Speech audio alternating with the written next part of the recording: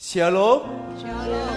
Saya ucapkan selamat sore buat sidang jemaat yang dikasihi Tuhan. Oleh karena kasih kemurahan Tuhan, pada sore hari ini kita diberikan waktu untuk kita datang kepada Tuhan. Mari kita semua membawa hidup kita, membawa hati kita untuk kita datang kepada Dia. Mari kita persiapkan hidup kita untuk kita datang kepada Tuhan di dalam ibadah sore hari ini. Saya undang semua untuk bangkit berdiri. Mari kita pada sore hari ini kita akan naikkan pujian kita akan naikkan sembah kita hanya kepada Tuhan. Yesus Tuhan dan Allah kami, Engkau yang layak menerima segala pujian, hormat dan kuasa. Terima kasih Tuhan Yesus. Kita akan naikkan pujian ini.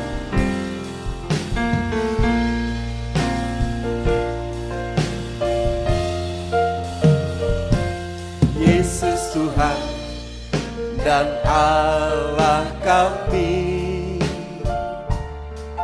Engkau layak menerima pujian,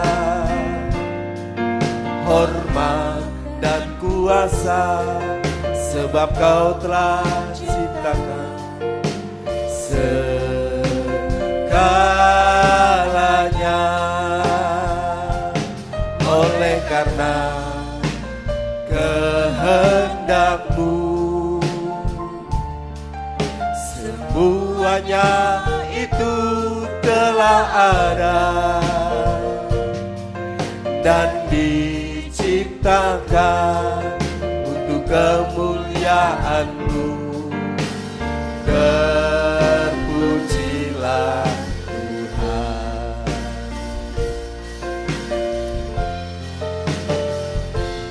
Yesus Tuhan dan Allah kami, Engkau layak menerima pujian, hormat dan kuasa, sebab Kau telah ciptakan segalanya. Oleh karena kehendak-Mu, semuanya itu telah ada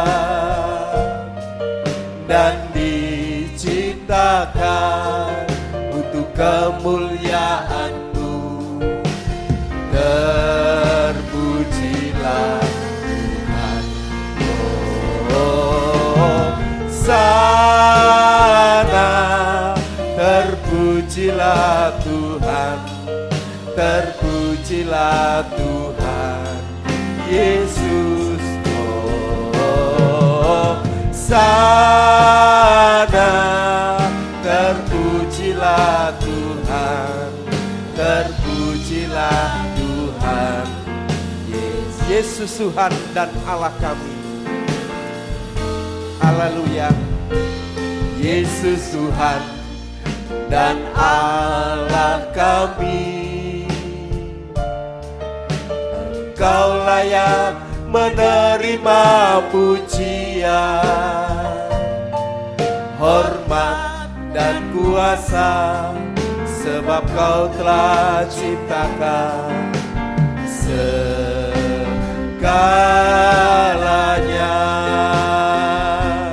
Oleh karena kehendak-Mu,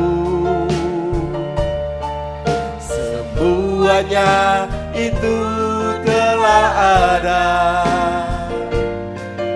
dan diciptakan untuk kemuliaan-Mu. Terpujilah Tuhan. Sana terpujilah Tuhan, terpujilah Tuhan Yesus. Sana terpujilah Tuhan, terpujilah Tuhan Yesus.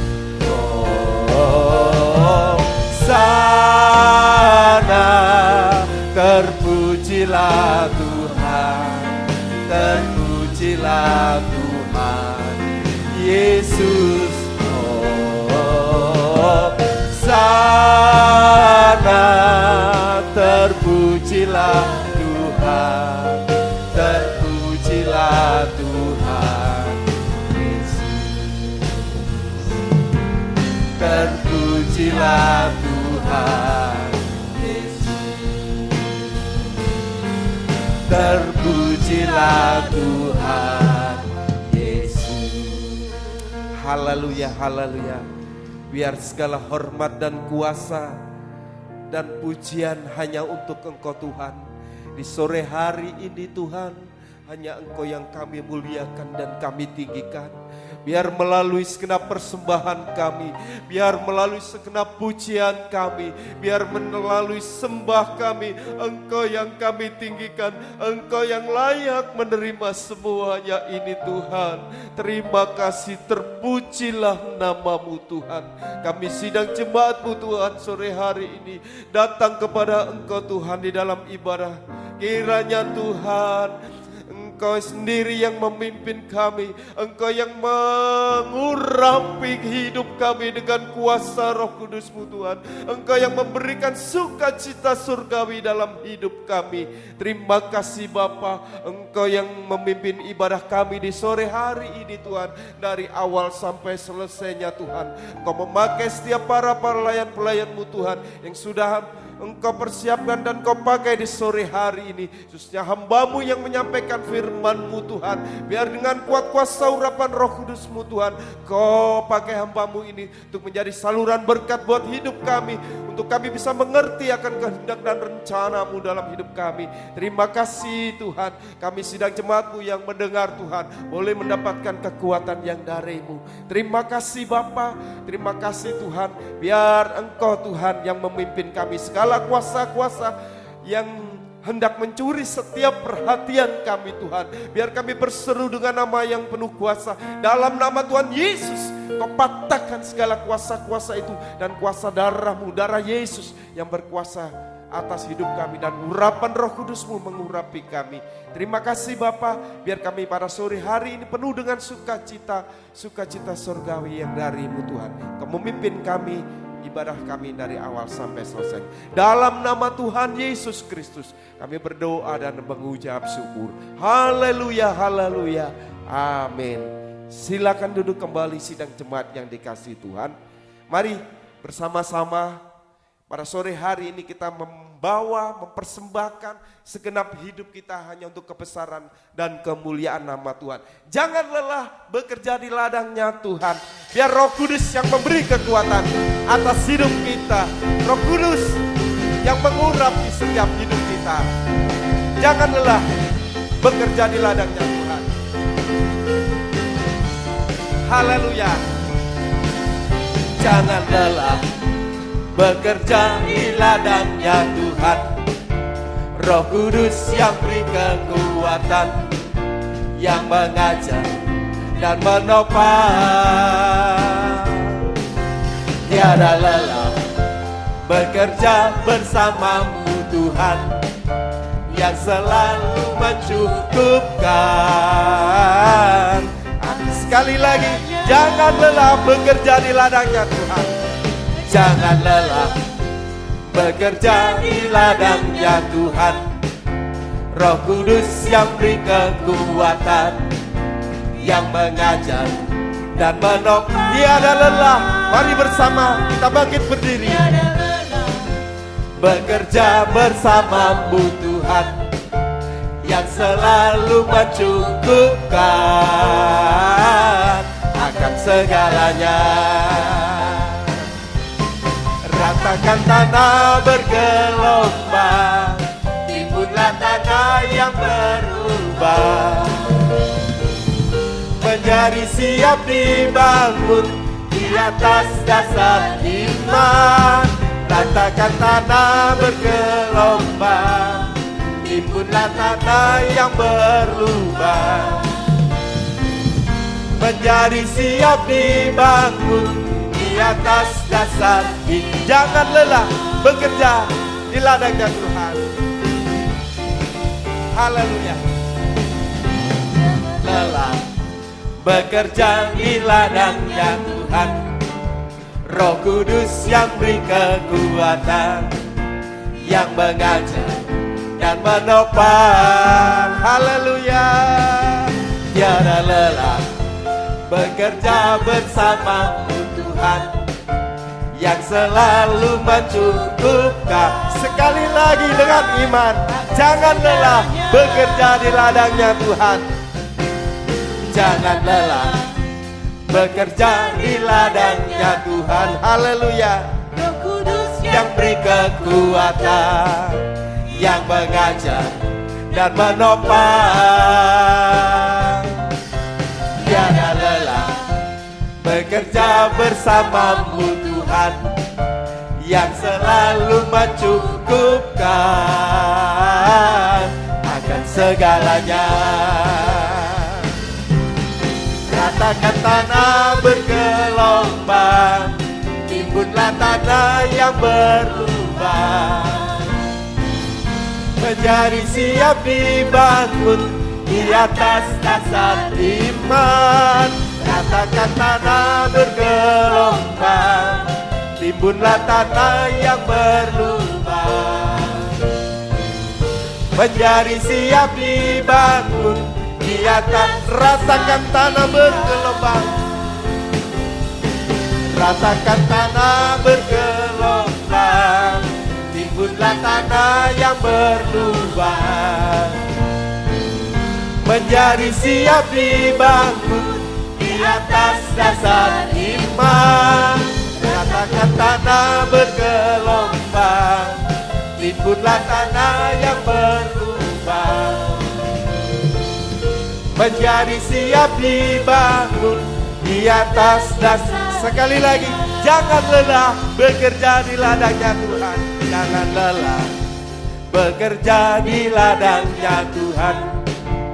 Roh Kudus yang beri kekuatan, yang mengajar dan menopang. Tiada lelah bekerja bersamamu Tuhan, yang selalu mencukupkan akan segalanya. Ratakan tanah bergelombang, timbunlah tanah yang berlubang, menjadi siap dibangun di atas dasar iman. Ratakan tanah bergelombang, timbunlah tanah yang berlubang, menjadi siap dibangun di atas dasar iman. Ratakan tanah bergelombang, timbunlah tanah yang berlubang, menjadi siap dibangun di atas dasar iman. Ratakan tanah bergelombang, timbunlah tanah yang berlubang, menjadi siap dibangun di atas dasar. Menjadi siap dibangun, menjadi siap dibangun, siap di. Sekali lagi, menjadi siap dibangun di atas dasar iman.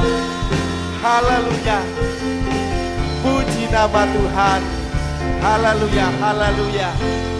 Silakan duduk kembali. Sidang jemaat yang dikasihi Tuhan, biar kuasa Tuhan yang memimpin dan mengurapi hidup kita. Mari bersama-sama kita nyatakan kerinduan kita kepada Tuhan. Biar hidup kita senantiasa dipimpin oleh kuasa firman Tuhan. Bapa, lembutkanlah hatiku. Bapa, bentuklah diriku Tuhan dengan kuasa firman-Mu. Kami mengucap syukur terima kasih. Haleluya.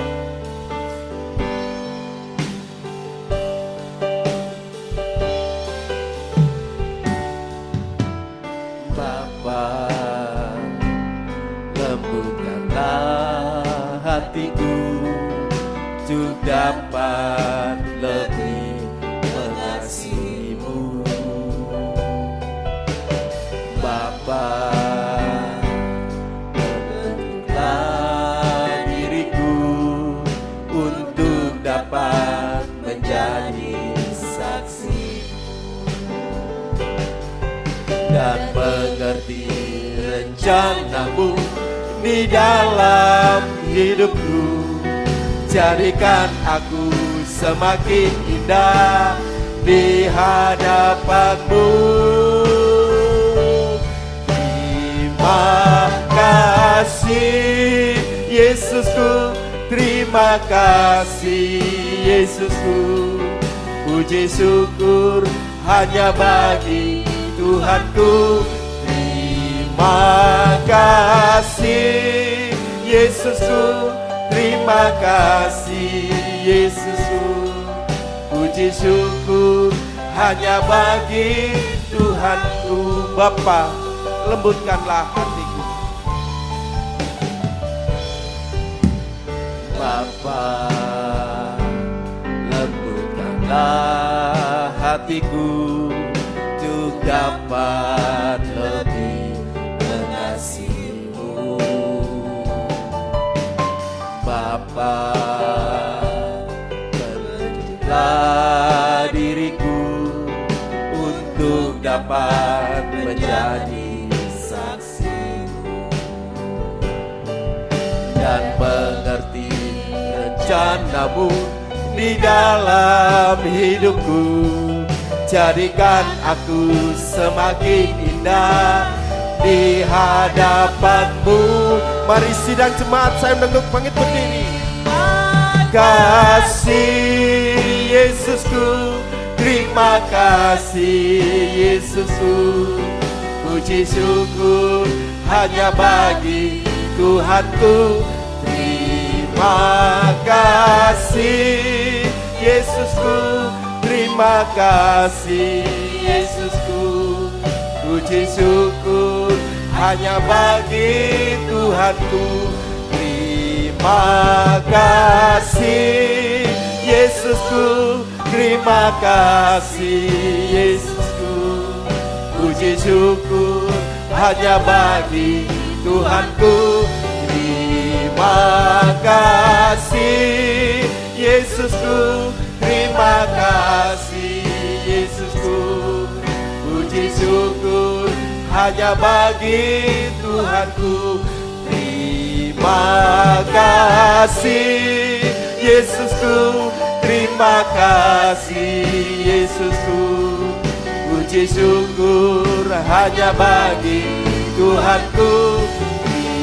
Terima kasih Yesusku, terima kasih Yesusku. Puji syukur hanya bagi Tuhan. Puji syukur hanya bagi Tuhan. Puji syukur hanya bagi, puji syukur hanya bagi Tuhanku. Puji syukur hanya bagi Tuhanku.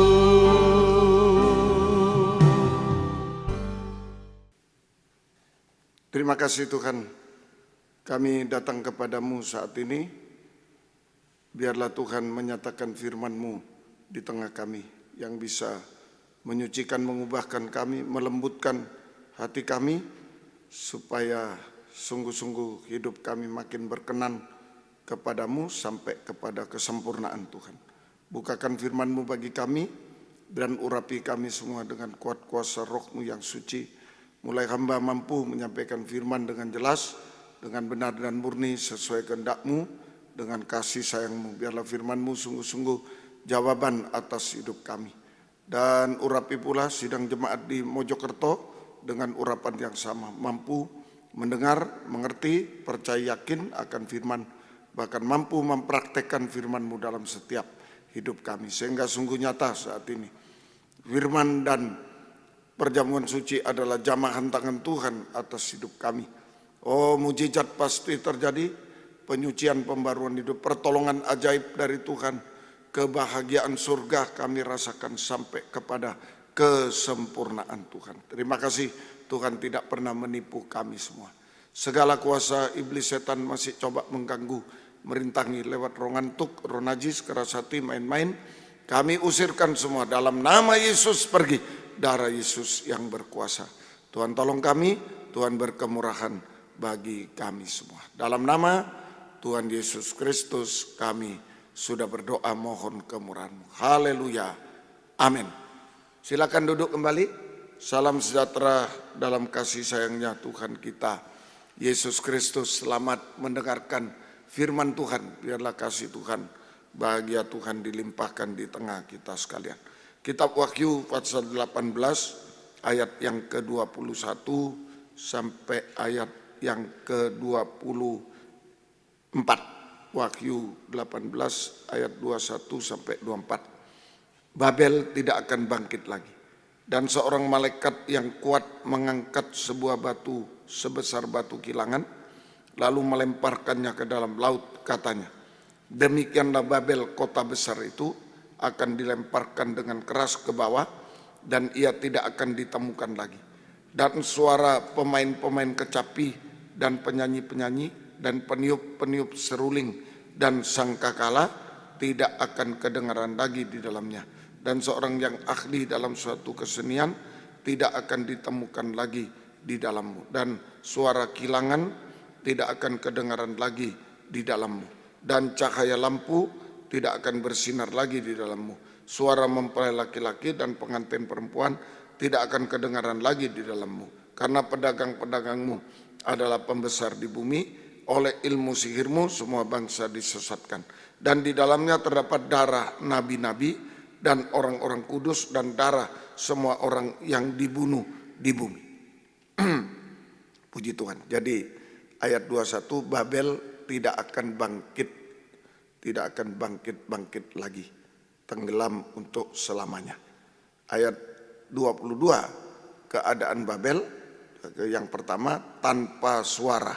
22, dan suara pemain-pemain kecapi dan penyanyi, peniup seruling dan sangkakala tidak akan kedengaran lagi di dalammu. Jadi ini keadaan Babel saat pertama, tanpa suara sangkakala. Tanpa suara sangkakala. Ya, sama dengan tanpa firman Allah. Tanpa firman Allah. Kemudian kedua, tanpa cahaya. Ayat 23, dan cahaya lampu tidak akan bersinar. Tanpa cahaya atau terang. Tanpa Roh Kudus. Tanpa Roh Kudus. Jadi kurung kurawal. Jadi Babel tanpa firman Allah dalam urapan Roh Kudus, tanpa firman pengajaran yang benar. Tanpa firman Allah dalam urapan Roh Kudus sama dengan tanpa firman pengajaran yang benar. Itu keadaan Babel.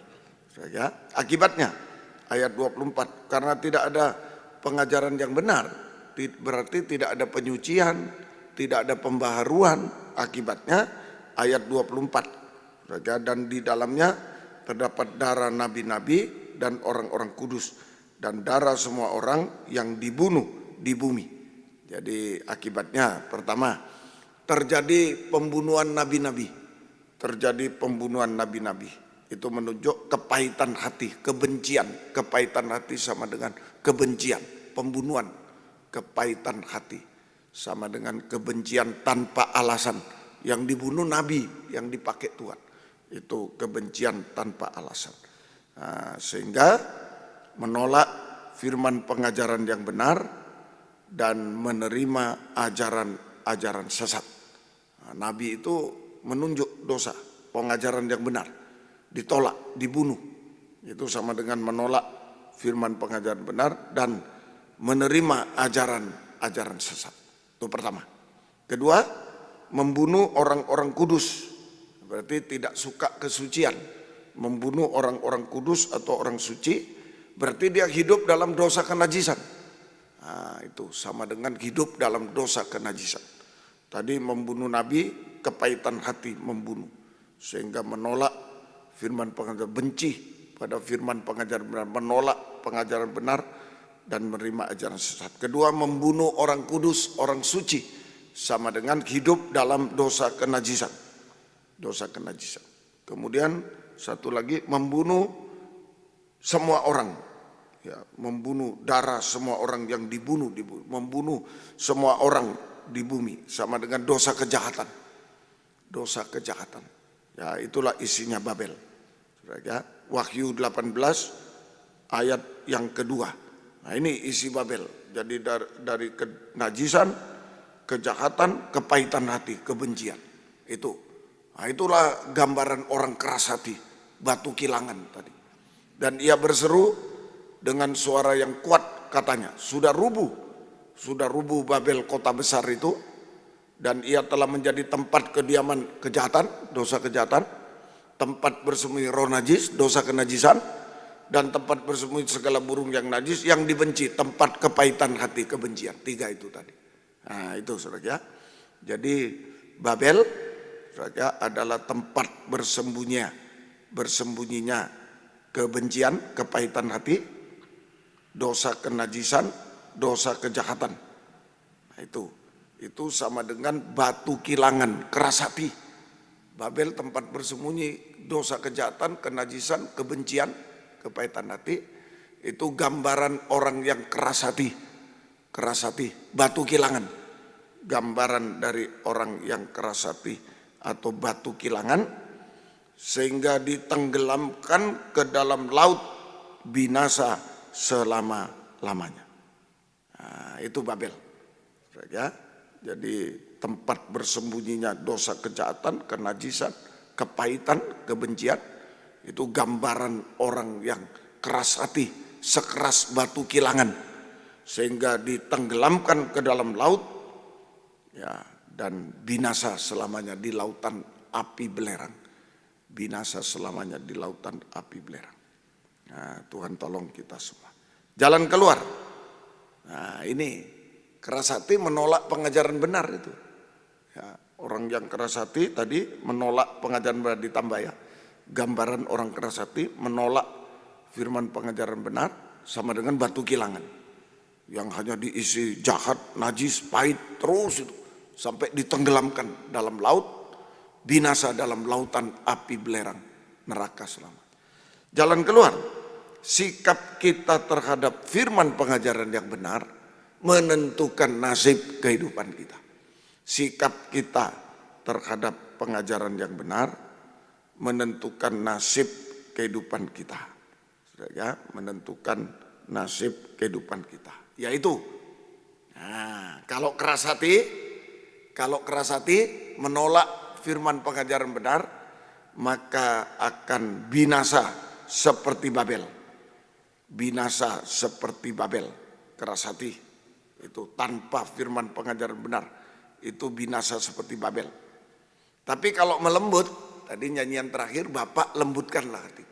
Kalau kita melembutkan hati, menerima firman pengajaran benar, maka kita masuk persekutuan tubuh Kristus sempurna. Masuk Babel atau masuk pembangunan tubuh Kristus. Masuk pembangunan tubuh Kristus yang sempurna, mempelai wanita surga yang siap untuk menyambut kedatangan Yesus kedua kali di awan permai, masuk kerajaan surga kekal selamanya. Nah, penentuannya sikap terhadap firman pengajaran benar. Nah, itu kalau tanpa pengajaran benar pasti pembangunan Babel. Nah, itu tenggelam di laut binasa seperti Babel. Kalau melembut, menerima pengajaran benar, masuk pembangunan tubuh Kristus sempurna. Masuk kerajaan surga kekal selamanya. Puji Tuhan. Ada dua sikap terhadap firman pengajaran yang benar. Ada dua sikap terhadap firman pengajaran benar. Nomor 1, sikap negatif, itu keras hati. Sikap negatif, nah, sama dengan keras hati, saudara. Sikap negatif, keras hati, yaitu A. Ibrani 5, 11-12. Ibrani 5, 11-12. Ini sikap keras hati, saudara. Sikap negatif. Tentang hal itu banyak yang harus kami katakan, tetapi yang sukar untuk dijelaskan, karena kamu telah lamban dalam hal mendengarkan. Lambat. Sebab sekalipun kamu ditinjau dari sudut waktu sudah seharusnya menjadi pengajar, guru, kamu masih perlu, guru itu pengajar, mengajarkan pengajaran, itu maksudnya. Kamu masih perlu lagi diajarkan asas-asas pokok dari pernyataan Allah. Kamu masih memerlukan susu, bukan makanan keras. Nah, ini sikap negatif terhadap firman pengajaran benar, yaitu A. Lamban untuk mendengar firman pengajaran yang benar. Lamban untuk mendengar firman pengajaran benar. Artinya hanya mau mendengar firman penginjilan, susu. Nah, itu. Jadi lamban untuk mendengar firman pengajaran benar, makanan keras. Nah, artinya hanya mau mendengar firman penginjilan, susu. Itu saja akibatnya. Kalau tidak mau, lamban, tidak mau mendengar pengajaran benar, belum waktunya, hanya penginjilan terus. Akibatnya, pertama, tetap menjadi anak-anak secara rohani. Tetap menjadi kualitas anak-anak secara rohani, tetap dalam kualitas anak-anak secara rohani, sama dengan tidak mengalami pertumbuhan rohani, sehingga gampang diombang-ambingkan oleh ajaran palsu. Nah, tetap dalam kualitas sebagai anak-anak rohani, kualitas anak-anak rohani. Saja. Anak-anak rohani, bayi-bayi, tidak mengalami pertumbuhan rohani, sehingga gampang diombang-ambing oleh ajaran palsu. Sebentar ajaran A, sebentar ajaran B, sebentar ajaran C, sebentar ajaran D. Nah, begitu, gampang diombang-ambing ya oleh ajaran palsu. Nah, itu, dan disesatkan, akhirnya disesatkan, diombang-ambing, akhirnya disesatkan oleh ajaran palsu. Kedua, akibatnya Amsal 19 ayat 15. Amsal 19 ayat 15. Kemalasan mendatangkan tidur nyenyak, dan orang yang lamban akan menderita lapar. Lamban lapar. Nah, jadi masuk kelaparan rohani. Sehingga jatuh. Nah, kalau lapar jatuh. Lama-lama lapar jatuh. Sehingga jatuh dalam dosa-dosa sampai puncak dosa, jatuh dalam dosa-dosa, masuk kelaparan rohani, sehingga jatuh dalam dosa-dosa sampai puncak dosa makan minum, kawin mengawinkan, jatuh di situ. Nah, kalau tetap lapar, rebah, jatuh dalam dosa-dosa sampai puncak dosa makan minum, kawin mengawinkan, bahkan rebah dan tidak bangkit lagi. Rebah, tidak bangkit lagi. Nah, itu enjoy dalam dosa. Nah, itu senang sudah. Nah, tadi jatuh tapi tidak bisa bangkit, senang akhirnya. Enjoy dalam dosa-dosa sampai puncak dosa yang membawa kepada kebinasaan kekal selamanya. Nah, itu tadi juga anak-anak kecil diombang-ambing ajaran palsu, sehingga disesatkan ajaran palsu, binasa juga, salah arah. Tidak ada arah ke Yerusalem baru, binasa juga, salah arah. Itu pertama. Kedua, lapar, jatuh, rebah, tidak bisa bangkit. Enjoy dalam dosa sampai puncak dosa. Enjoy sudah, tidak rasa salah, sehingga binasa selamanya. Satu lagi, B, sekarang sikap kedua, B. Ada dua sikap, satu sikap negatif, yaitu A, lamban, B, Wahyu 22, 18-19. Wahyu 22, 18 sampai 19. Wahyu 22. Aku bersaksi kepada setiap orang yang mendengar perkataan nubuat, firman pengajaran dari kitab ini. Jika seorang menambahkan sesuatu kepada perkataan ini, maka Allah akan menambahkan kepadanya malapetaka yang tertulis dalam kitab ini. Dan jikalau seorang mengurangkan sesuatu dari perkataan dari kitab nubuat ini, maka Allah akan mengambil bagiannya dari pohon kehidupan dari kota kudus seperti yang tertulis dalam kitab ini. Nah, ini yaitu sikap kedua, B, dua sikap. Sikap pertama sikap negatif, yaitu lamban, A. B, menambah mengurang firman pengajaran benar, sama dengan merubah firman pengajaran benar. Menambah itu 18, mengurang 19. Itu menambah, mengurang firman pengajaran benar, sama dengan merubah firman pengajaran yang benar. Nah, itu. Jadi pengajaran yang benar ini sama dengan pengajaran tabernakel dan mempelai. Kunci kerajaan surga. Pengajaran tabernakel itu kunci kerajaan surga.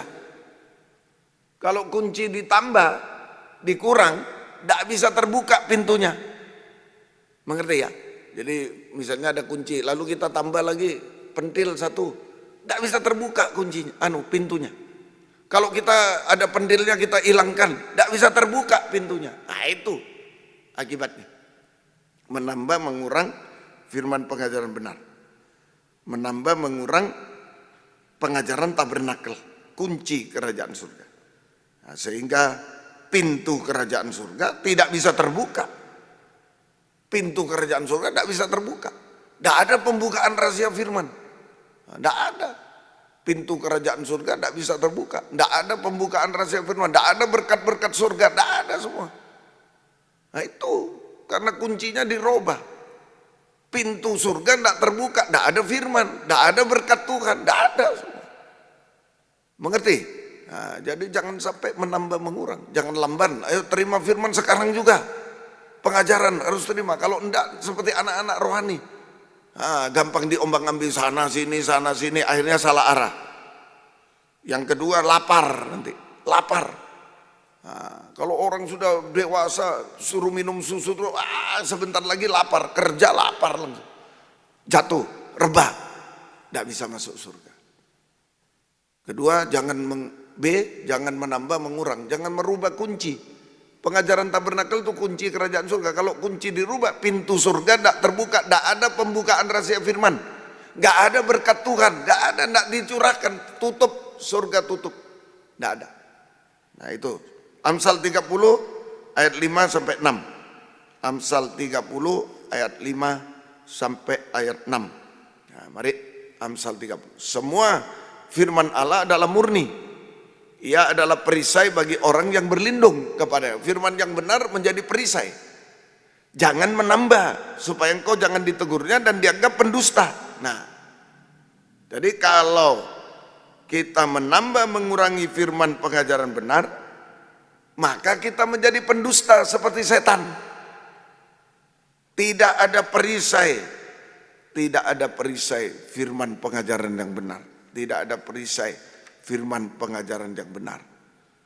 Sehingga hanya menjadi bulan-bulanan setan, tidak ada perlindungannya, tidak ada perisai dari Tuhan, tidak ada perisai firman pengajaran benar, tidak ada perisai dari Tuhan. Sehingga kita menjadi bulan-bulanan dari setan, berkubang dalam dosa-dosa sampai puncak dosa, binasa. Jadi bulan-bulanan dari setan, permainan setan. Sehingga berkubang dalam dosa-dosa sampai puncak dosa, binasa selama. Nah, tidak ada perisai. Pendusta itu tidak ada perisai.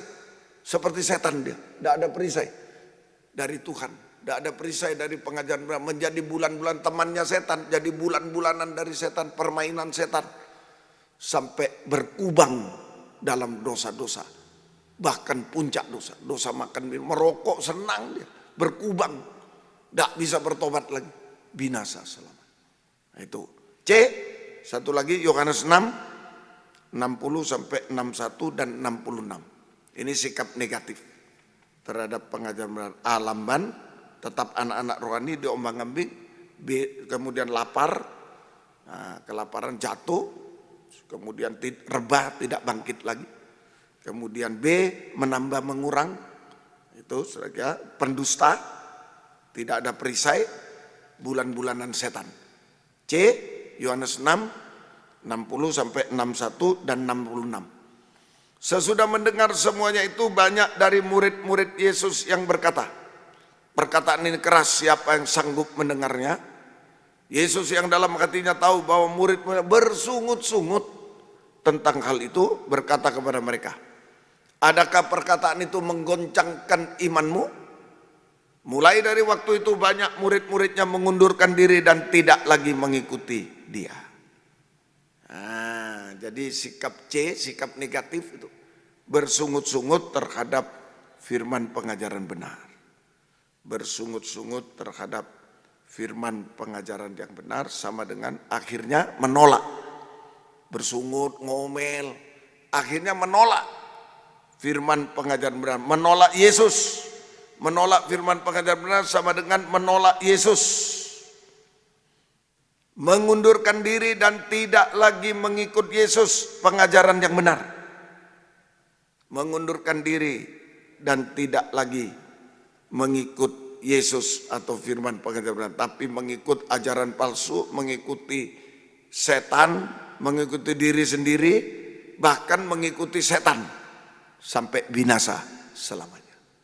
Saya ulang, jadi bersungut-sungut ngomel terhadap firman pengajaran benar, pada akhirnya menolak firman pengajaran benar, menolak pribadi Yesus. Mengundurkan diri dari firman pengajaran benar, dari pribadi Yesus, mengundurkan diri dan tidak lagi mengikut firman pengajaran benar, mengikut pribadi Yesus, tetapi mengikut diri sendiri dengan keinginan telinganya, mengikut diri sendiri dengan keinginan telinganya, bahkan mengikuti setan-setan dengan ajaran palsu sampai binasa selama-lamanya. Ini diri sendiri, hati-hati ini. Punya keinginan telinga ini, mau dengar gosip, mau dengar ajaran palsu, mau dengar apa yang jelek-jelek itu. Tapi mau dengar firman enggak mau. Firman pengajaran benar enggak mau. Itu diri sendiri. Pribadi kita seringkali keinginan telinga dikuasai. Keinginan telinga. Bahkan mengikut setan, ajaran palsu. Binasa selamanya. Nah, ini sikap negatif pertama. Menentukan nasib. Nah, ini binasa bersama Babel. Binasa selamanya bersama Babel. Binasa bersama Babel selamanya. Kedua, sikap positif terhadap firman pengajaran. Ini yang harus kita contoh. Sikap positif terhadap firman pengajaran benar. Wahyu 1 ayat 3. Ini orang melembut. Tadi keras hati menolak. Sekarang melembut, itu sikap positif terhadap firman pengajaran benar. Berbahagialah ia yang membacakan dan mereka yang mendengarkan kata-kata nubuat ini, firman pengajaran ini, dan yang menuruti apa yang ada tertulis di dalamnya, sebab waktunya sudah dekat. Nah, ini Wahyu 1 ayat 3. Jadi menggunakan waktu yang sudah singkat, menggunakan sikap positif terhadap firman pengajaran benar, yaitu menggunakan waktu yang sudah singkat untuk mendengar, membaca, dan mempraktekkan firman pengajaran yang benar. Nah, ini jadi menggunakan waktu yang sudah dekat, singkat ini untuk banyak mendengar, membaca, dan mempraktekkan firman pengajaran yang benar. Ya, itu sehingga kita berbahagia. Disebutkan berbahagialah, sehingga kita berbahagia. Ya. Lalu dibanding Wahyu 22 ayat 7. Wahyu 22 ayat 7. Nah, ini. Ya. Sesungguhnya akan datang, aku datang segera. Sesungguhnya aku datang segera. Berbahagialah orang yang menuruti perkataan-perkataan nubuat ini. Nah, tadi ada kesempatan membaca, sekarang ini masih ada kesempatan membaca, mendengar, menuruti. Tapi satu waktu tidak ada lagi kesempatan membaca, mendengar, langsung menuruti firman.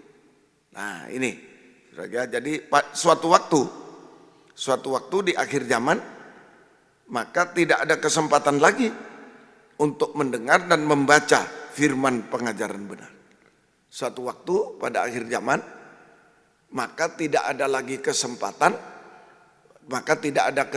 lagi untuk membaca dan mendengar firman pengajaran benar. Tetapi kita sudah harus menuruti firman pengajaran benar. Artinya firman pengajaran benar sudah mendarah daging dalam hidup kita.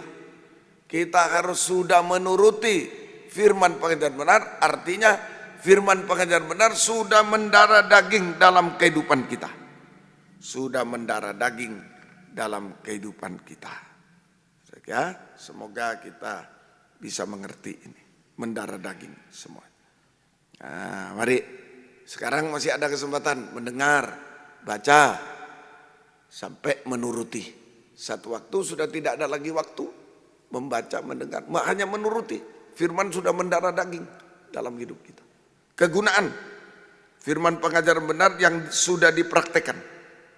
Kegunaan firman pengajaran benar yang sudah dipraktekkan. 1 Korintus 14 ayat 3. 1 Korintus pasal 14 ayat yang ketiga.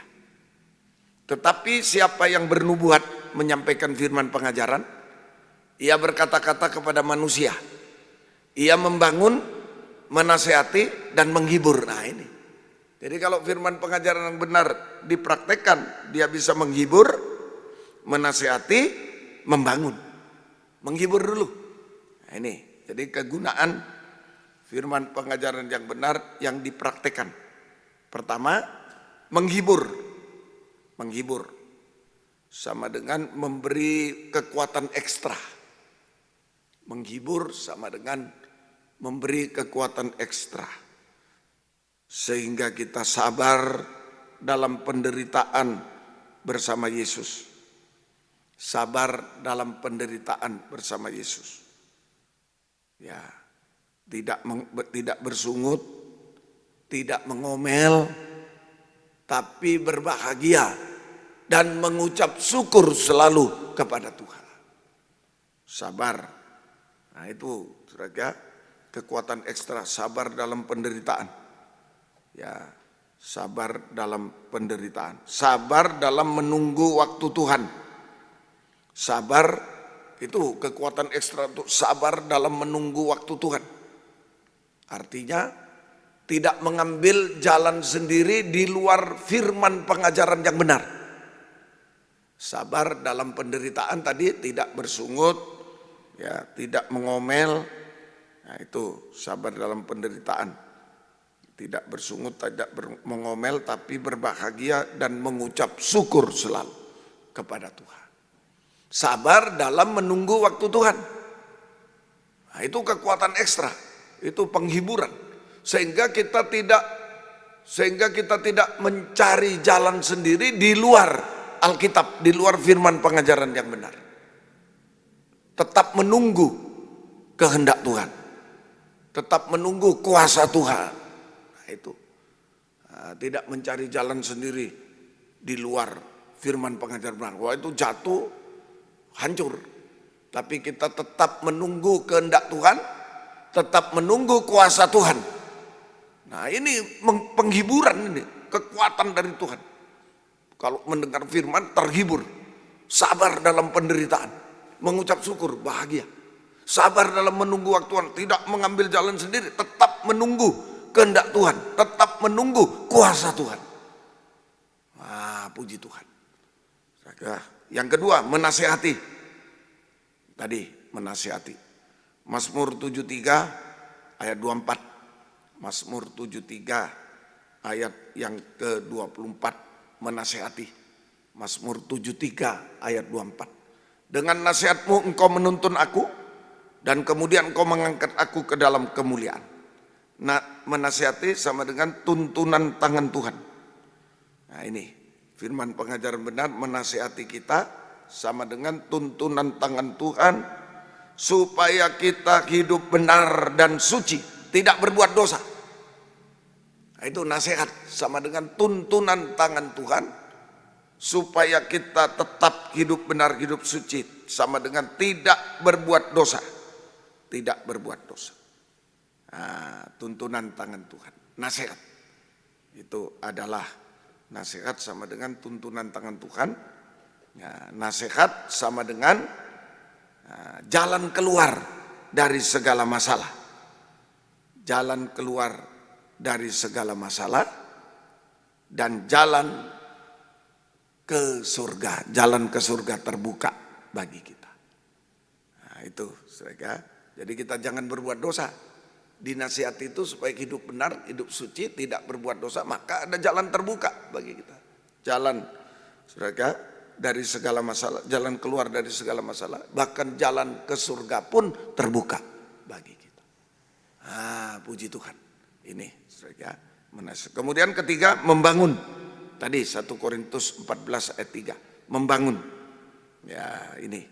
Jadi artinya membangun kerohanian kita sampai sempurna seperti Yesus. Sama dengan membangun tubuh Kristus yang sempurna, mempelai wanita surga. Jadi membangun kerohanian kita sampai sempurna seperti Yesus, ya, dari benar, suci, sempurna seperti Yesus. Membangun tubuh Kristus, artinya lagi membangun tubuh Kristus sempurna mempelai wanita. Untuk menempatkan Yesus sebagai kepala. Untuk menempatkan Yesus sebagai kepala. Membangun tubuh Kristus sempurna untuk menempatkan Yesus sebagai kepala. Ya, sebagai kepala. Saudara, itu Yesus sebagai kepala. Saudara, itulah logos pengajaran yang benar. Itu Yesus sebagai kepala. Menempatkan Yesus sebagai kepala. Ya, bukti Yesus sebagai kepala. Ya, tadi masuk pembangunan tubuh Kristus, menempatkan Yesus sebagai kepala. Pembangunan tubuh Kristus mulai nikah, rumah tangga, diperhatikan. Penggembalaan, saudara di Mojokerto perhatikan penggembalaan. Layani nikah, rumah tangga, layani penggembalaan. Kemudian antar penggembalaan. Saya menyampaikan terima kasih juga kepada gembala jemaat Mojokerto yang ikut ambil bagian dalam fellowship di Surabaya baru. Wah, puji Tuhan. Nah, itu harus kita layani. Harus menempatkan Yesus sebagai kepala dalam nikah, dalam penggembalaan, antar penggembalaan, sampai nanti Israel dan kafir menjadi satu tubuh Kristus sempurna mempelai wanita. Betul-betul Yesus menjadi kepala selama-lamanya. Sudah tidak bisa terpisah lagi. Kita tubuh sempurna, Yesus kepala sempurna, bertemu di awan permai, sudah tidak terpisah lagi sampai di Yerusalem baru, kekal selama-lamanya. Nah, sekali lagi terima kasih untuk keikutsertaan dalam dukungan dalam pembangunan tubuh Kristus di Surabaya. Masih ada lagi yang lain, ya kita sabar menunggu, kita saling mendoakan, Tuhan akan tolong kita semua. Bukti Yesus sebagai kepala. Apa buktinya? Kita membangun tubuh Kristus, Yesus menempatkan Yesus sebagai kepala. Bukti Yesus sebagai kepala. Pertama, Efesus 4, 15, 16. Efesus pasal 4 ayat 15, 16. Tetapi dengan teguh berpegang kepada kebenaran di dalam kasih, kita bertumbuh dalam segala hal ke arah Dia, Kristus yang adalah kepala. 16. Daripadanya seluruh tubuh rapi tersusun, diikat menjadi satu dalam pelayanan. Semua bagiannya sesuai dengan kadar pekerjaan. Tiap anggota menerima pertumbuhannya dan membangun dirinya dalam kasih. Ini buktinya Yesus sebagai kepala. Bukti pertama, nah kita beribadah melayani Tuhan dalam tahbisan yang benar. Dalam tahbisan yang benar. Kita beribadah melayani Tuhan dalam tahbisan yang benar. Nah, ibadah pelayanan yang benar. Sesuai dengan Alkitab, sesuai dengan firman pengajaran benar. Berpegang kepada kebenaran itu. Ibadah pelayanan tahbisan yang benar sesuai dengan firman pengajaran yang benar. Nah, itu pertama, menempatkan Yesus kepala. Ibadah pelayanan tubuh ini melayani sesuai kepala. Sesuai pengajaran benar, logos, kepala itu Yesus itu pengajaran benar. Sesuai. Kalau kepala bilang ambil nasi, taruh mulut, makan, makan. Nah ini tak bisa benar. Jangan ambil nasi, ambil bunga. Nah, sudah tidak benar, tidak sesuai kepala, tidak sesuai pengajaran yang benar. Harus sesuai. Itu pertama. Kedua, beribadah melayani Tuhan sesuai jabatan pelayanan. Dan sesuai jabatan pelayanan dan karunia Roh Kudus yang dipercayakan Tuhan kepada kita. Nah itu banyak yang tidak sesuai jabatan. Saudara, nah, itu saudara hati-hati. Kalau tidak sesuai jabatan, tangan mau jadi kaki, kaki mau jadi tangan, akrobat. Pasti tidak mampu. Tangan jadi kaki. Saudara, coba jabatan apa? Misalnya, nah, itu tangan jadi kaki, kaki jadi tangan. Mau makan pakai kaki, wah susah. Mau jalan pakai tangan, wah susah. Apalagi perjalanan kita ke Yerusalem baru, gunung, kota di atas gunung yang tinggi, akrobat, tidak kuat. Pasti gugur di tengah jalan. Saya ulang, melayani, beribadah melayani sesuai jabatan pelayanan dan karunia kudus yang dipercayakan oleh Tuhan. Kalau kita beribadah melayani tidak sesuai dengan jabatan pelayanan dan karunia Roh Kudus yang Tuhan percayakan, maka perumpamaannya tangan jadi kaki, kaki jadi tangan. Nah, tidak akan mampu naik ke gunung Yerusalem baru, naik ke gunung Yerusalem baru. Tidak mampu sampai kesempurnaan, gugur di tengah jalan. Gugur di tengah jalan. Ya, Tuhan tolong kita semuanya. Ini yang pertama, pertahankan tahbisan benar, sesuai pengajaran benar, sesuai Alkitab. Pertahankan jabatan dan karunia dari Tuhan, layani sesuai itu. Itu menempatkan Yesus sebagai kepala. Bukti kedua, Efesus 5, 25 sampai 27. Hai suami, kasihlah istrimu sebagaimana Kristus telah mengasihi jemaat, telah menyerahkan dirinya baginya, untuk menguduskannya sesudah ia menyucikannya dengan memandikannya dengan air dan firman, supaya dengan demikian ia menampakkan jemaat di hadapan dirinya dengan cemerlang, tanpa cacat atau kerut atau yang serupa itu, tapi supaya jemaat kudus dan tidak bercela. Efesus 5. Saudara, Efesus pasal 5 ayat 24 dulu, coba. Ya. Ayat 24, karena itu sebagaimana jemaat tunduk pada Kristus, demikian istri kepada suami. Suami kita Kristus, kita tubuh. Ya. Suami kepala, kita tubuh. Nah, itu ya. Jadi sebagaimana jemaat tunduk kepada Kristus sebagai kepala. Kristus, demikian juga istri tunduk kepada suami dalam segala sesuatu. Ya, Efesus 5 ayat yang ke-20, ayat yang ke-22, mulai 22. Istri, tunduklah kepada suami seperti kepada Tuhan, karena suami kepala istri seperti Kristus adalah kepala jemaat. Jadi Kristus kepala 22, 23, 24 sampai 27 tadi ya, 25 sampai 27 ya. Jadi Efesus 5 22 23, kemudian 25 sampai 27, 24 sampai 27 boleh. Jadi itu Yesus kepala, kita tubuh. Nah, itu artinya ayat 25, mari 22 sampai 23 itu menunjukkan Yesus kepala, kita tubuh. Sekarang gunanya kepala itu apa?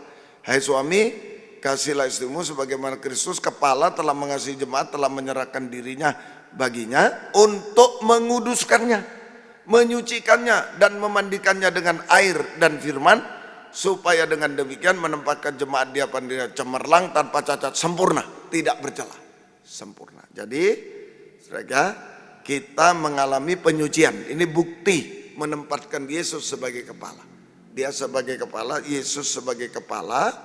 Saudara, mati di kayu salib untuk menyucikan kita secara double, menyucikan tubuhnya secara double. Yesus sebagai kepala mati di kayu salib untuk menyucikan tubuhnya secara double, yaitu dengan air, baptisan air, itu firman penginjilan. Dengan air, baptisan air, firman penginjilan, dan dengan air hujan, firman pengajaran. Dengan air hujan, firman pengajaran. Ulangan 32 ayat 2. Ulangan 32 ayat 2 itu. Mulai ayat 1 boleh. Ulangan 32 ayat 1 dan 2. Hujan firman pengajaran. Pasanglah telingamu hai langit, aku mau berbicara, dan baiklah bumi mendengarkan ucapan mulutku. Mudah-mudahan pengajaranku menitik laksana hujan, perkataanku menetes laksana embun, laksana hujan renai ke atas tunas muda, laksana dirus hujan ke atas tumbuh-tumbuhan. Jadi ini menempatkan Yesus sebagai kepala, maka Yesus sebagai kepala mati di kayu salib untuk menyucikan tubuhnya secara double, yaitu dengan air, baptisan air, firman penginjilan, dengan air hujan, firman pengajaran, supaya tubuhnya sidang jemaat sempurna seperti dia, sempurna tak bercelah seperti dia. Supaya sempurna, ayat 27 itu, supaya sempurna tak bercelah seperti dia. Oh, puji Tuhan. Tuhan menolong kita semuanya. Double. Dengan air baptisan, dengan air hujan. Jadi setelah menyelam Setelah dikuburkan dalam baptisan air, menyelam dalam baptisan air, kita harus menyelam, mendalam dalam firman pengajaran. Penting kebaktian pendalaman Alkitab. Mendalam, menyelam, mendalam dalam air hujan firman pengajaran. Nah itu penting kebaktian pendalaman. Kita mengalami penyucian double. Apa yang disucikan? Imamat 14, 8-9. Penyucian double itu pada penyakit kusta. Penyucian double pada penyakit kusta. Orang yang akan ditahirkan itu harus mencuci pakaiannya, mencukur seluruh rambutnya, dan membasuh tubuhnya dengan air. Maka ia menjadi tahir. Sesudah orang kusta itu boleh masuk ke dalam perkemahan, tapi harus tinggal di luar kemahnya sendiri 7 hari lamanya. Jadi orang kusta kalau dibasuh 1 kali dengan air dianggap tahir, tapi tidak boleh masuk rumahnya. Masuk kemah pertemuan boleh, tapi masuk rumahnya tidak boleh. Apa gunanya? Orang tahir tapi tidak boleh ketemu istri, tidak boleh ketemu anak, tidak boleh ketemu orang tua, tidak boleh ketemu saudara. Tidak ada artinya. Kurang 1 kali lagi. Maka pada hari ke-7 ia harus mencukur seluruh rambutnya, rambut kepala, janggut, alis, bahkan segala bulunya harus dicukur. Pakaiannya dicuci, tubuhnya dibasuh dengan air, maka ia menjadi tahir. 2 kali. Orang sakit kusta, orang berdosa, harus disucikan 2 kali, ditahirkan. Baptisan air hujan, firman pengajaran. 2 kali. Nah, jadi ini apa yang disucikan, yaitu tentang kusta. Nah, yang disucikan adalah penyakit kusta rohani, yaitu artinya kebenaran diri sendiri. Putih tapi kusta. Kusta itu putih tapi kusta. Itu kebenaran diri sendiri. Putih itu kebenaran tapi kusta. Kebenaran diri sendiri. Artinya kebenaran di luar Alkitab. Kebenaran di luar Alkitab. Itu kusta. Kebenaran di luar Alkitab. Nah itu kusta. Kebenaran di luar Alkitab. Tidak sesuai pengajaran benar. Itu biar 1000 pendeta ngomong, kalau tidak sesuai Alkitab, salah. Bukan kebenaran. Kebenaran diri sendiri. Kemudian menutupi dosa dengan menyalahkan Tuhan. Pengajaran benar. Ngomel. Apa pengajarannya tanpa kasih. Karena tidak boleh kawin cerai. Apa kami masih muda, tidak boleh kawin lagi. Memang pengajarannya tanpa kasih. Nah, ini menutupi dosa dengan menyalahkan Tuhan. Pengajaran benar. Menutupi dosa dengan cara menyalahkan orang lain. Kamu karena kamu begini, aku begitu. Nah, ini kusta harus disucikan. Saudara, harus disucikan. Nah, hati-hati kalau saudara, harus disucikan. Kalau kebenaran diri sendiri disucikan, maka kita bisa saling mengaku, saling mengampuni. Nah, itulah kebenaran dari Tuhan. Saling mengaku, kalau salah ngaku, diampuni, jangan berbuat dosa. Kalau benar, mengampuni, melupakan. Maka darah Yesus membasuh segala dosa, kita bisa hidup benar. Nah ini kebenaran dari Tuhan. Saling mengaku, saling mengaku. Kebenaran diri sendiri, begitu. Salahkan orang, salahkan Tuhan. Salahkan Alkitab. Nah, itu. Tapi kalau kebenaran dari Tuhan, saling mengaku, saling mengampuni. Kalau kita disucikan dari kebenaran sendiri, kita bisa menerima kebenaran. Kalau kita disucikan dari kebenaran diri sendiri, kita bisa menerima kebenaran dari Tuhan, yaitu saling mengaku, saling mengampuni. Darah Yesus membasuh dosa, kita hidup benar. Sudah, titik. Nah, itu kusta, kebenaran sendiri. Kusta yang kedua, Imamat 13:45. Imamat 13:45. Mereka, nah itu orang yang sakit kusta harus berpakaian cabik-cabik, rambutnya terurai, lagi ia harus menutupi mukanya sambil berseru najis, najis. Ini kusta yang kedua, dosa kenajisan. Mulai dari rambut, nah itu rambut jangan sampai kacau-kacau, rambut itu ditata rapi, rambut jangan kacau-kacau. Bisa wanita berambut pria pendek sekali, Pria berambut wanita, gondrong sekali. Nah, itu. Ada orang yang tanya pada Om Iono almarhum, Om Indiono. Om, saya mau gondrong. Loh, kenapa? Saya lihat fotonya Yesus gondrong. Ya, itu. Om dia menjawab dengan hikmat Tuhan. Oh boleh, tapi jangan contoh foto gondrongnya saja ya. Contoh puasanya 40 hari 40 malam ya. Nah, langsung ngacir, pergi. Jangan dicontoh fotonya saja gondrong. Ya. Dicontoh juga puasanya ya, mulai hari ini ya, puasa 40 hari 40 malam. Langsung lari. Nah, itu jangan begitu. Sudah ada ketentuan di Alkitab. Wanita berambut panjang, pria berambut pendek. Nah, kalau di luar itu najis. Rambut aja bisa najis. Pakaian. Nah, jangan cabik-cabik. Sudah bagus pakaiannya, wah dicabik. Bagian sini dicabik, sini. Itu najis. Nah, hati-hati. Jadi penyucian kenajisan lewat rambut. Pria berambut pendek, wanita berambut panjang. Nah itu. Nah, jangan berambut, jangan dibalik. Nah, itu. Apalagi saudaraku pakaiannya. Nah, itu. Wanita bercelana panjang, pria pakai rok. Nah, itu. Hati-hati. Kenajisan. Ya, hati-hati. Tuhan tolong kita semua. Kemudian rambut sudah, pakaian jangan dicabik-cabik untuk menutupi daging. Pakaian itu untuk menutupi daging, bukan menonjolkan daging. Dicabik menonjolkan daging. Tapi untuk menutupi daging. Itu kesucian. Kemudian dosa kenajisan, dosa makan minum. Merokok, mabuk, narkoba, dosa kawin mengawinkan. Nah itu. Kalau kita disucikan dari kusta, dosa kenajisan, maka kita hidup suci lahir dan batin. Hidup suci lahir dan batin. Mulai rambut, pakaian, sampai kehidupan kita.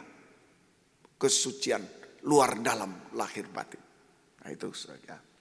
Kemudian kusta ini ingat Gehasi. Nah itu ajudannya Nabi Elisa. Ketika Naaman sembuh, Nabi Elisa mau dikasih apa? Udah usah. Elisa lari. Naaman pergi, Elisa lari. Oh selamat, dikasih. Wah banyak dia dapat perak, dapat semua. Untuk membeli kebun anggur bisa. Sini Naaman, sini Gehasi, dari mana saja? Oh enggak kemana-mana pak. Nah itu dusta juga itu. Hati-hati. Ya, jadi dusta, enggak kemana-mana. Nanti dicek ya di raja-raja. Enggak kemana-mana, dua raja-raja itu. Enggak kemana-mana. Padahal dia sudah mengejar Naaman. Ya, kamu dapat semua. Bisa beli kebun anggur, bisa. Tapi kusta Naaman ada pada kamu. Jadi kusta yang ketiga ini dusta dan juga keinginan jahat. Dusta itu keinginan jahat juga. Keinginan akan uang, keinginan jahat, keinginan akan uang.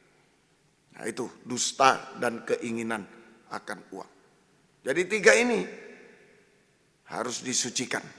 Nah 3 ini ada di Babel semua itu. Dosa kebenaran sendiri. Ya, nah, kebenaran sendiri itu yang mengakibatkan nanti benci dan lain-lain. Nah, itu kalau saling mengampuni, saling mengasihi.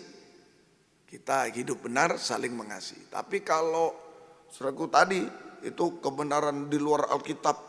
Menutupi dosa, menyalahkan Tuhan, menyalahkan orang lain. Nah timbul kebencian. Timbul kebencian itu semua. Jadi saudara, kalau kita menempatkan Yesus sebagai kepala, maka kita disucikan dari dosa kusta sama dengan dosa Babel. Sama, itulah dosa kebencian, kebenaran diri sendiri menimbulkan kebencian, kemudian dosa kenajisan, dosa kejahatan. Sehingga kita hidup dalam kesucian. Kita hidup dalam kesucian. Nah itu ya, ini kita disucikan oleh Tuhan. Kalau sikap positif terhadap firman pengajaran, kita disucikan dari dosa kusta sama dengan dosa Babel. Nah itu tidak bisa dijamah oleh Babel. Kita hidup dalam kesucian tidak bisa dijamah oleh Babel. Nah, itu. Dan kita bisa melayani dalam tahbisan yang benar. Kita bisa melayani dalam tahbisan yang benar. Nah, Tuhan tolong kita semua. Hidup dalam kesucian, melayani dalam tahbisan yang benar. Nah, puji Tuhan. Kesimpulan, jika Yesus menjadi kepala, artinya kita hidup dalam kesucian. Jika Yesus menjadi kepala, artinya kita hidup dalam kesucian, kita melayani dalam tahbisan yang benar, itu Yesus menjadi kepala. Artinya kita hidup dalam kesucian, kepala suci, kita suci. Yesus melayani dengan benar, kita melayani, beribadah melayani dalam tahbisan yang benar. Maka Yesus selalu mengingat kita. Kepala mengingat tubuhnya. Yesus selalu mengingat kita. Memperhatikan, memperdulikan, bergumul untuk kita. Dan kita hanya selalu ingat Yesus. Nah, kita selalu ingat Yesus. Hanya berseru, berserah kepadanya. Nah, ini hubungan kepala dan tubuh. Kita hidup dalam kesucian seperti kepala. Kita melayani dalam tahbisan benar seperti kepala melayani kita. Maka saudara, Yesus selalu mengingat kita semua. Memperhatikan, memperdulikan, bergumul untuk kita. Kita hanya ingat Yesus, hanya berseru, berserah kepada Dia. Ada apa-apa, Yesus tolong. Berseru, berserah kepada Dia. Hasilnya, Yesaya 49 ayat 14 sampai 15. Yesaya 49 ayat 14-15. Sion berkata, Tuhan telah meninggalkan aku, Tuhanku telah melupakan aku. Karena sengsara ini. Israel berkata, Tuhan sudah lupa, percuma. Tapi Tuhan berkata, dapatkah seorang perempuan melupakan bayinya? Sehingga ia tidak menyayangi anak dari kandungannya? Ada. Sekalipun dia melupakan perempuan, banyak wanita melupakan anak kandungnya. Bayi kandungnya dibuang. Banyak. Sekalipun dia melupakan, aku tidak akan melupakan kau. Aku tidak akan melupakan. Terus ayat yang ke-15 cukup ya. Tuhan mengingat kita hanya seperti bayi yang tidak berdaya.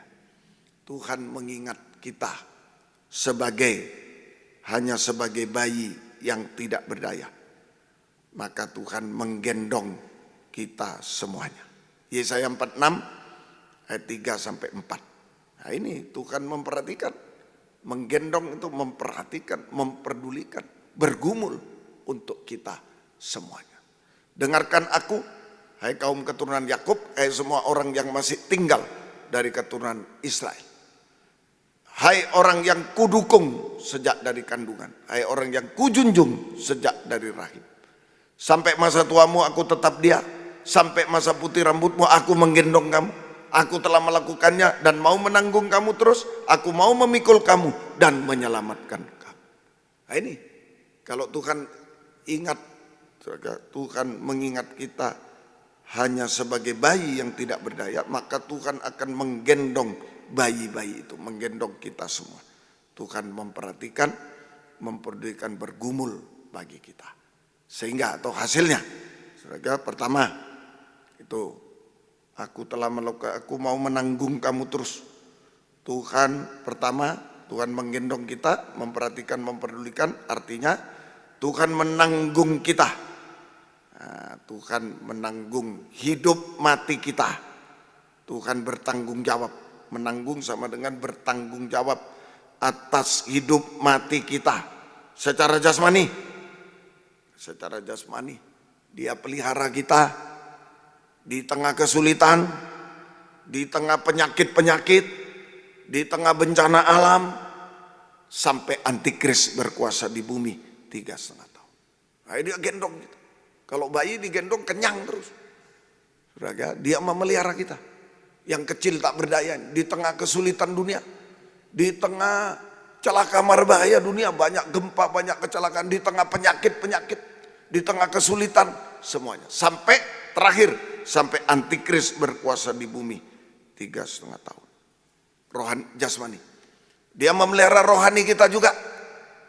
memelihara rohani kita, yaitu kita tetap hidup benar, hidup suci, tidak berbuat dosa sekalipun kita di tengah dosa-dosa sampai puncak dosa di akhir zaman. Dia gendong, mau kemana tidak boleh, sudah di sini aja. Nah, itu dia gendong, itu melindungi kita, memelihara secara rohani di tengah kenajisan dunia, puncak dosa Babel. Kita tetap hidup benar, hidup suci, tidak berbuat dosa. Kita tetap setia berkobar dalam ibadah pelayanan kepada Tuhan sampai garis akhir. Itu rohani, digendong. Orang digendong itu digerak-gerakkan, terus digerakkan. Ayo ada gerakan ini, ayo digerakkan. Dalam nikah digerakkan, layani, ayo gerak, layani. Dalam penggembalaan, ayo gerak, layani. Antar penggembalaan, fellowship, ayo gerak, digerak-gerakkan oleh Tuhan. Setia berkobar dalam ibadah pelayanan kepada Tuhan sampai garis akhir. Kemudian dia memikul itu, kemudian Tuhan memikul kita. Tadi Tuhan tanggung jawab hidup mati kita. Kedua, Tuhan memikul kita. Artinya segala letih lesu, beban berat, susah payah, air mata dipikul oleh Yesus di kayu salib. Ditanggung oleh Yesus di kayu salib. Dipikul, ditanggung oleh Yesus di kayu salib. Sehingga kita merasa damai, sejahtera, enak dan ringan. Nah itu letih lesu, beban beratnya kita berapa ditanggung. Itu artinya Tuhan memikul kita, ditanggung, dipikul oleh Tuhan di kayu salib. Kita ringan, kita damai sejahtera, enak dan ringan. Semua masalah yang mustahil diselesaikan. Itu istilah dipikul. Semua masalah yang mustahil diselesaikan oleh Tuhan. Tuhan tolong kita semua. Kemudian terakhir tadi Yesaya 46 ayat 4, Tuhan menyelamatkan kita sampai keselamatan penuh. Tuhan menyelamatkan kita sampai keselamatan penuh. Artinya kita disucikan, diubahkan sedikit demi sedikit. Mulai bayi harus taat. Kalau bayi taat enak. Kalau bayi meronta-ronta jatuh. Kalau taat sudah enak, tenang. Ya, mau dimandikan tenang, diberi makan taat, diberi pakaian taat, sudah enak hidupnya. Mulai taat dengar-dengaran. Nah, sedikit demi sedikit taat, terus dirubah sampai kalau Yesus datang kedua kali. Kita diubahkan sempurna sama mulia dengan Yesus.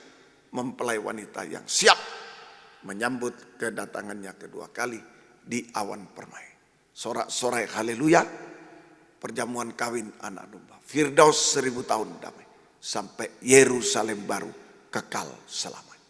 Puji Tuhan. Ayo tempatkan Yesus sebagai kepala.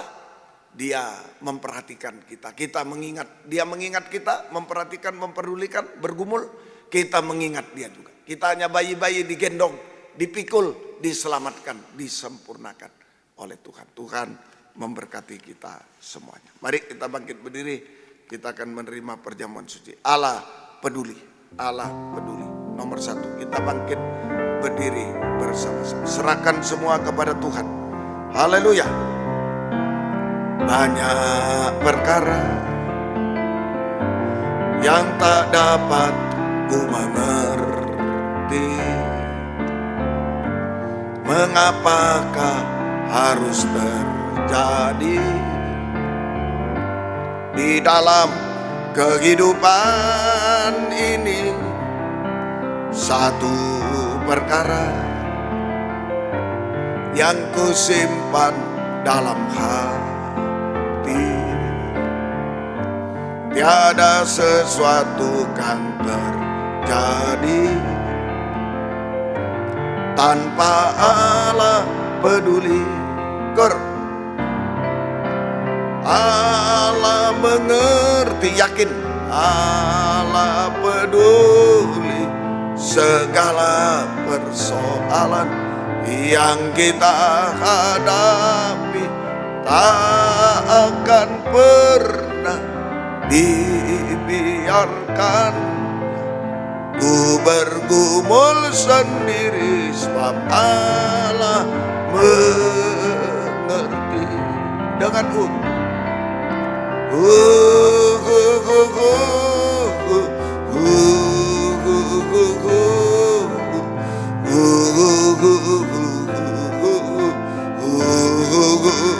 serahkan semua kepada Dia. Apa yang mustahil, apa yang tidak bisa, apa yang putus asa, kecewa, apa yang dosa, najis, jahat, benci, semua serahkan pada Dia. Letih lesu beban berat, serahkan. Tak akan pernah.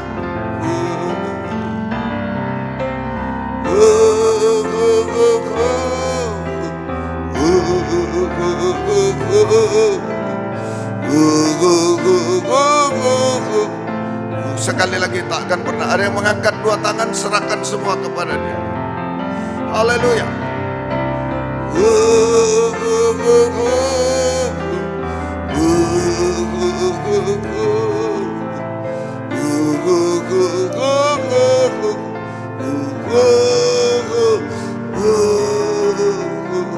Haleluya.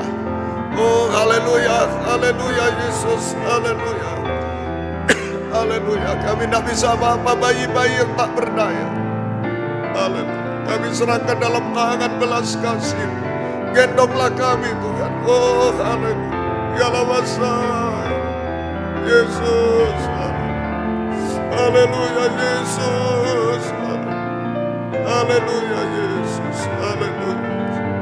Oh, haleluya Yesus. Haleluya. Ya maka, ya maka. Ya masa, Yesus. Haleluya.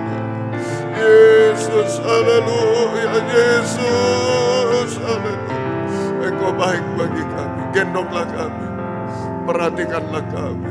Engkau bergumul bagi kami, sampai kami sempurna seperti Engkau Tuhan. Tidak hilang tapi bersamamu selama-lamanya. Terima kasih Tuhan, terima kasih.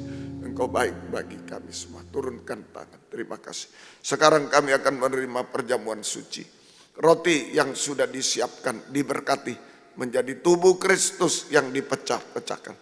Anggur yang disiapkan sudah diberkati menjadi darah Yesus yang dicurahkan. Di dalamnya ada uluran tangan belas kasih Tuhan yang sanggup untuk mengubahkan, menyucikan kami, menolong kami, melakukan keajaiban bagi kami, menyembuhkan kami sampai menyempurnakan kami. Terima kasih Tuhan. Sucikan layakkan kami, ampuni dosa kami, bubuhkan berkat atas perjamuan suci ini. Dalam nama Tuhan Yesus Kristus kami sudah berdoa. Haleluya. Amin. Silakan duduk kembali. Kita nyanyi kurnya dan perjamuan suci dipersiapkan. Haleluya. Dengan Haleluya.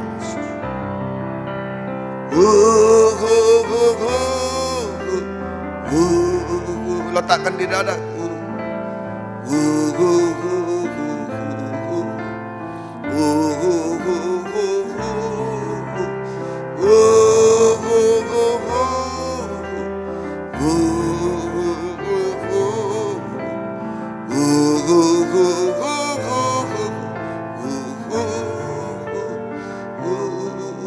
Tak akan pernah.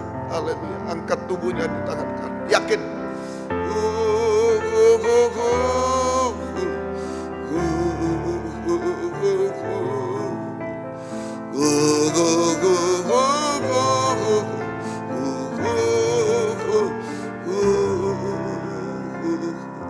Haleluya. Haleluya. Haleluya. Oh, haleluya. Sucikan layakkan kami menerima perjamuan suci, bukan menjadi kecelakaan, tapi menjadi kekuatan baru dari Tuhan.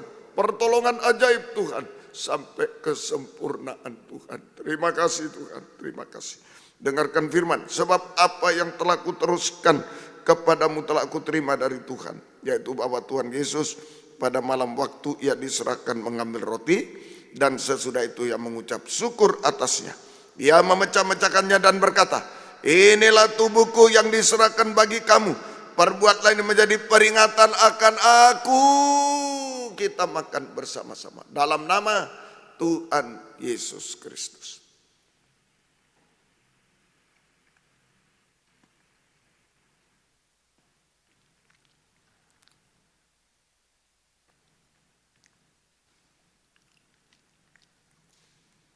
Haleluya. Haleluya. Angkat cawan darahnya di tangan kanan. Perjamuan suci bukan obat. Lebih dari itu, uluran tangan Tuhan bukan cuma menyembuhkan, tapi bisa menyucikan, mengupakan, melakukan apa saja sampai menyempurnakan. Namun, jika ada penyakit bisa diraba tangan kiri, raba. Jika tidak bisa letakkan di dada. Haleluya. Dengan keyakinan. Demikian juga ia mengambil cawan sesudah makan lalu berkata, cawan ini adalah perjanjian baru yang dimeteraikan oleh darahku. Perbuatan ini setiap kali kamu meminumnya menjadi peringatan akan aku. Kita minum bersama-sama dalam nama Tuhan Yesus Kristus. Haleluya. Bukan hanya sampai di dunia, tapi sampai di awan permai, sampai di Firdaus, sampai di Yerusalem baru. Angkat dua tangan. Di mana keluarga kita? Ada suami di sebelah kiri kanan, ada istri, ada anak, orang tua, cucu, ya semua mantu. Ayo kita ajak untuk bisa melakukan beribadah dalam pendalaman Alkitab perjamuan suci. Angkat dua tangan, jangan sampai ketinggalan saat Yesus datang kembali kedua kali. Sebab setiap kali kamu makan roti ini dan minum cawan ini, kamu memberitakan kematian Tuhan sampai ia datang. Haleluya. Oh haleluya Yesus. Haleluya. Haleluya Yesus. Haleluya. Haleluya. Haleluya. Jangan ada yang ketinggalan Tuhan. Haleluya. Gendonglah kami sekeluarga Tuhan. Gendonglah seluruh jemaat Tuhan. Jangan ada yang jatuh, jangan ada yang ketinggalan Tuhan. Haleluya. Semua siap menyambut kedatangan-Mu kedua kali di awan yang permai. Haleluya. Haleluya. Haleluya. Haleluya. Haleluya. Haleluya. Haleluya. Terima kasih Tuhan. Terima kasih Engkau baik bagi kami semua. Turunkan tangan, berkati sidang jemaat di Mojokerto dengan berkat rohani, jasmani, berkat rumah tangga. Merasa suasana Firdaus, suasana surga. Ada kesaksian hidup, ada ucapan syukur selalu kepada Tuhan. Terima kasih Tuhan, bukakan firman-Mu bagi kami semua. Gendonglah kami, gerakkan kami dalam aktivitas pekerjaan Tuhan, apapun bentuknya. Nama Tuhan dipermuliakan. Untuk bangunan, Engkau tolong buka firman, buka jalan, gerakkan sidang jemaat semua untuk bisa bertanggung jawab semua selesai dengan baik. Nama Tuhan dipermuliakan. Terima kasih juga oh Tuhan, Ibu Lydia juga Engkau jamah, sembuhkan kakinya Tuhan, Engkau tolong bisa berjalan dengan baik. Nama Tuhan dipermuliakan. Yang sakit jamah semua, yang bekerja berkati, yang sekolah berikan hikmat-Mu, naik kelas baik, lulus baik. Nama Tuhan dipermuliakan. Terima kasih. Tidak ada yang mustahil bagi-Mu. Engkau menggendong kami, Engkau memperhatikan, memperdulikan, bergumul baik di dunia sampai di surga kekal selama-lamanya. Terima kasih Tuhan. Terima kasih. Syukur hanya kepada-Mu. Terima kasih. Biar berkat-Mu dan damai sejahtera-Mu dalam persekutuan dengan Allah Bapa, Allah Sang Putra dan Allah Roh Kudus. Dalam nama Tuhan Yesus Kristus menyertai kami sekalian. Mulai malam ini sampai selama-lamanya. Pengorbanan anak-anak-Mu untuk pekerjaan Tuhan di Mojokerto. Untuk apa saja Tuhan balaskan berkat berlipat kali ganda. Terima kasih Tuhan. Dalam nama Tuhan Yesus Kristus kami sudah berdoa. Haleluya. Amin. Selamat malam. Tuhan memberkati kita semua. Puji Tuhan.